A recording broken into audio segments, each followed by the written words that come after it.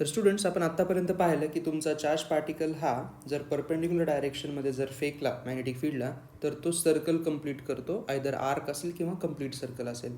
आता आपण त्याचा दुसरा पार्ट पाहणार आहोत, helical path of a charge particle. Helical path म्हणजे काय, तर स्प्रिंगचा जसा शेप असतो त्याला आपण हेलिक्स म्हणतो है ना. तर तो म्हणजे हेलिकल पाथ झाला. तशा पाथमध्ये तुमचा चार्ज पार्टिकल जाईल. त्यासाठी एक महत्त्वाची कंडिशन आहे, ती म्हणजे तुमच्या चार्ज पार्टिकलची जी इनिशियल वेलॉसिटी आहे बघा, ती परपेंडिक्युलर नसली पाहिजे. Initial velocity of particle is not perpendicular to the B field. जर ती परपेंडिक्युलर नसेल तर तुमचा चार्ज पार्टिकल हा हेलिक्समध्ये जाण्याचे चान्सेस आहेत. ती सिच्युएशन बघा मी आपण क्रिएट करतोय. तुम्हाला राईट हँड साईडमध्ये एक असं ब्ल्यू बॉक्स दिसतोय ज्याच्यामध्ये मॅग्नेटिक फील्ड आहे आणि ते वरच्या डायरेक्शनमध्ये दाखवलेलं आहे. मुद्दाम आपण ते मॅग्नेटिक फील्ड हे थोडंसं विरळ दाखवलेलं आहे, पण ते युनिफॉर्म आहे. ओके. आता या मॅग्नेटिक फील्डमध्ये आपल्याकडं सपोज करा इथं हा चार्ज आहे आणि हा चार्ज आपण अशा वेलॉसिटीनी फेकतोय. ही आहे त्याची वेलॉसिटी, इनिशियल वेलॉसिटी बघा. आणि या वेलॉसिटीनी तुमच्या मॅग्नेटिक फील्डसोबत आपण सपोज करूयात की थीटा अँगल बनवलेला आहे. कळतंय? ही मोशन समजण्यासाठी आपण वेलॉसिटी जी आहे पार्टिकलची त्याला दोन कॉम्पोनंटमध्ये डिवाईड करतो. पहिला म्हणजे आहे बघा parallel to the B field आणि दुसरा आहे perpendicular to the B field. तर पॅरलल म्हणजे कुठे येईल, हे बघा, हा असेल तुमचा पॅरलल आणि इकडचा असेल हा परपेंडिक्युलर. तर परपेंडिक्युलरला मी लिहू शकतो व्ही साईन थीटा आणि पॅरलला मी लिहू शकतो व्ही कॉस थीटा, कारण थीटा अँगल त्या पद्धतीनं डिफाईन केलेला आहे. ओके. तर मी इथं त्याच्या व्हॅल्यू लिहून घेतोय बघा. हे झाला व्ही कॉस थीटा, दुसरा झाला v sine theta. V cos theta ही वेलॉसिटी मॅग्नेटिक फील्डच्या डायरेक्शनमध्ये आहे, म्हणूनच तर आपण पॅरलल म्हणलं ना. तर या वेलॉसिटीवरती मॅग्नेटिक फील्डमुळं फोर्सच लागणार नाही, कारण आपण पाहिलं होतं की जर वेलॉसिटी ही मॅग्नेटिक फील्डच्या डायरेक्शनमध्ये असेल तर त्या चार्जवरती मॅग्नेटिक फोर्स लागत नसतो. म्हणजे या चार्जवरती फोर्स जर लागत असेल तर तो व्ही कॉस थीटामुळं बिलकुल लागणार नाही. काय म्हणलं मी, परत एकदा समजून घ्या. आपल्या वेलॉसिटीचे आपण दोन कॉम्पोनंट केले, व्ही साईन थीटा आणि V cos theta. Because V cos theta हा फील्डच्याच डायरेक्शनमध्ये आहे, त्यामुळे या कॉम्पोनंटवरती बिलकुल फोर्स लागणार नाही. आपण तो पॉईंट लिहून घेऊया. No magnetic force on charge due to V cos theta component. Okay, तुमच्या लक्षात आलं. आता व्ही साईन थीटा हा मात्र परपेंडिक्युलर आहे मॅग्नेटिक फील्डला, त्याच्यावरती मात्र फोर्स लागेल. तर मॅग्नेटिक फोर्स किती लागेल मग आपला, q into v into B. तर बघा आता second star mark, magnetic force on v sine theta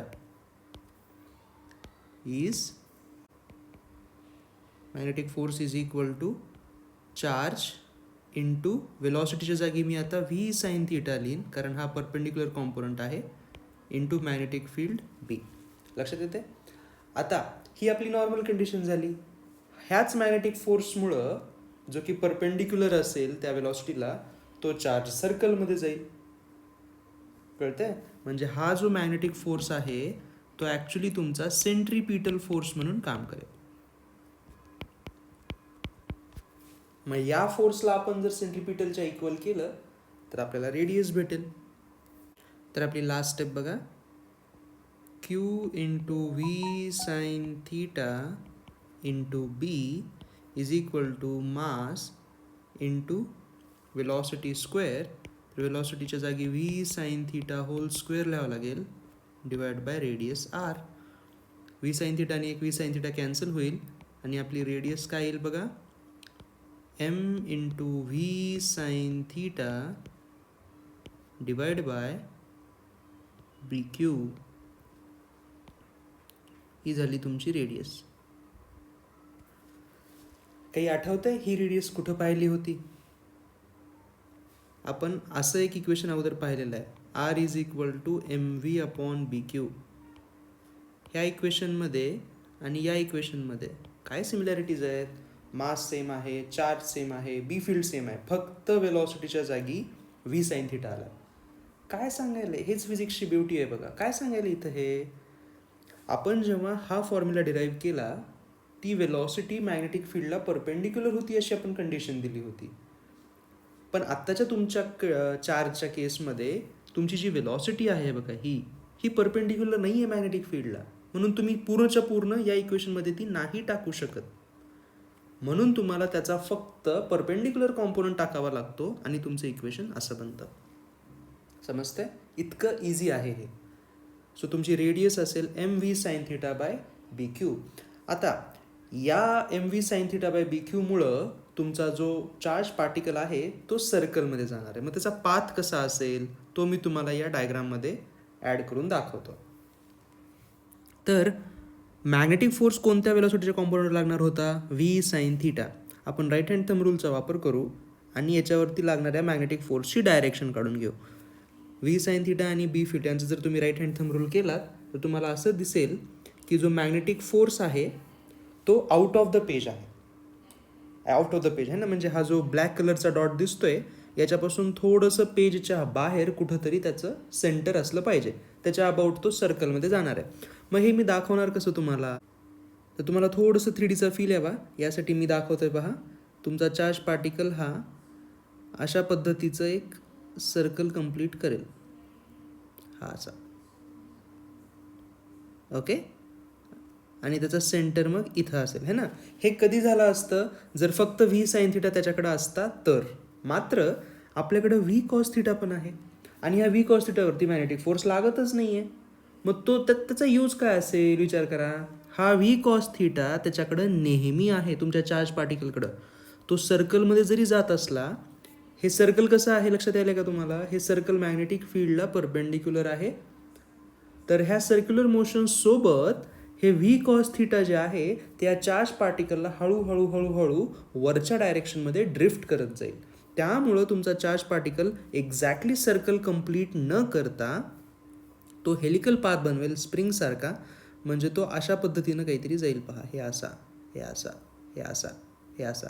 म्हणजे तो सर्कल तर बनवतोय पण हे सर्कल एकाच ठिकाणी ओव्हरलॅप होत नाही आहेत. हे वेगवेगळे सर्कल बनत आहेत. म्हणजे एक पहिला सर्कल बनायच्या आतच तो पुढे जातो, दुसरा सर्कल बनायच्या अजून थोडा पुढे जातो, कारण तो व्ही कॉस थिटा त्याला अपवर्ड डायरेक्शनमध्ये मॅग्नेटिक फील्डच्या डायरेक्शनमध्ये ड्रिफ्ट करून नेतोय.